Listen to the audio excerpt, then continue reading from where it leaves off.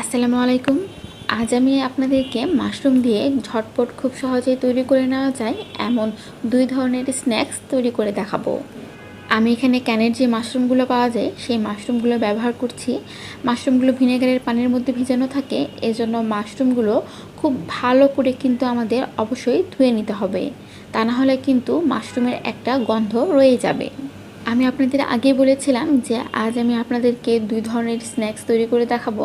তো এই জন্য 2 রকমভাবে আমি মাশরুম কেটে নিলাম। আপনারা আপনাদের পছন্দ অনুযায়ী যে কোনো একভাবে কেটে নিলে কিন্তু চলবে। প্রথমে যে স্ন্যাক্সটি আমরা তৈরি করব তার জন্য একটি বলে আমি নিয়ে নিচ্ছি 1/4 কাপ ময়দা, আর তাতে দিয়ে দিচ্ছি 1/4 টিস্পুন লবণ আর 1/4 টিস্পুন কালো গোলমরিচ গুঁড়ো। এখন এর মধ্যে পরিমাণ মতো পানি দিয়ে অনেক স্মুথ একটা ব্যাটার তৈরি করে নিতে হবে। খুব বেশি পাতলা করা যাবে না, তাতে মাশরুমের গায়ে ব্যাটার লাগবে না।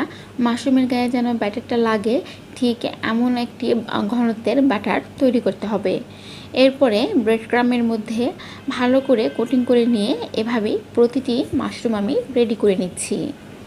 এখন কড়াইয়ে পর্যাপ্ত পরিমাণ তেল দিয়ে তেল যখন মোটামুটি ভালো মতো গরম হয়ে আসবে তখন এই মাশরুমগুলো দিয়ে খুব ভালো মতো ডিপ ব্রাউন করে একটু ভেজে নিলেই কিন্তু হয়ে যাবে।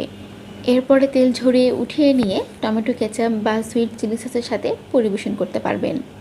এরপরে আমরা দ্বিতীয় যে স্ন্যাক্সটি তৈরি করব তার জন্য একটি বলে নিয়ে নিচ্ছি 1/3 কাপ বেসন, আর তার মধ্যে দিয়ে দিচ্ছি স্বাদ মতো লবণ। আরও আমাদের লাগবে 1/2 চা চামচ হলুদ গুঁড়ো, 1 চা চামচ শুকনো মরিচ গুঁড়ো। এখানে আপনারা চাইলে কিন্তু আদা রসুন বাটাও 1 চা চামচ ব্যবহার করতে পারেন। এরপরে জাস্ট সব কিছু একত্রে একটু মিক্সড করে নিয়ে অল্প অল্প করে পানি দিয়ে খুব স্মুথ একটি বেসনের ব্যাটার তৈরি করে নিতে হবে। ঠিক ব্যাটারটা যেন এমন ঘনত্বের হয়, এতে করে আপনার মাশরুমের গায়ে খুব ভালোভাবে ব্যাটার বসবে। এরপরে কেটে রাখা মাশরুম এই বেসনের ব্যাটারের মধ্যে ভালো করে ডুবিয়ে কোটিং করে নিয়ে আপনার পর্যাপ্ত পরিমাণ তেলের মধ্যে তেল যখন খুব ভালো মতো গরম হয়ে আসবে দিয়ে উল্টিয়ে পাল্টিয়ে একটু ডিপ ব্রাউন করে ভেজে নিলে কিন্তু হয়ে যাবে। এভাবেই একদম কম সময়ে মাশরুমের 2 ধরনের স্ন্যাক্স খুব সহজেই তৈরি করে নিতে পারবেন। পরবর্তীতে আবারও নতুন রেসিপির সঙ্গে দেখা হবে। ধন্যবাদ।